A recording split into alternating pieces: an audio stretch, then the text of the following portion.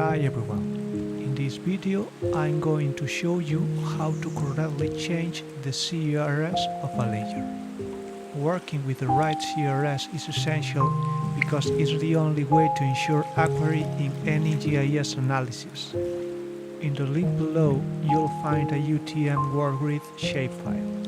This layer helps us identify the correct UTM zone for the region we want to work in.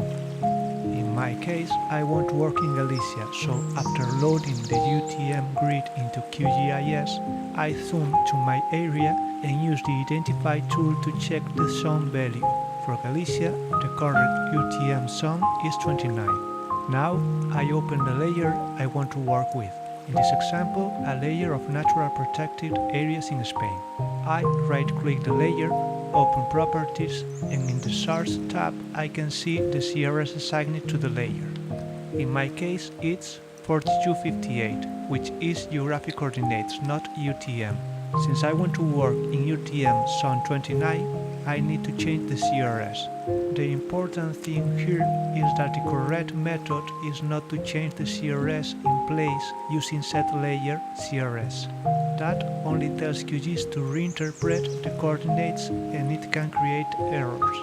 The proper way is to create a new layer reprojected into the correct CRS. To do this, right-click on the layer, Export, Save Features As, choose a folder and a name. I usually include the CRS in the file name. In the CRS field, select the correct system, in my case ETRS 89 UTM Zone 29, and click OK. QGIS creates a new layer with the correct CRS, ready for accurate analysis in the area I'm working on. And that's it. This is the correct and safe way to change the CRS of a layer in QGIS and avoid projection errors in your GIS workflow. Hope you enjoyed the video and see you in the next one.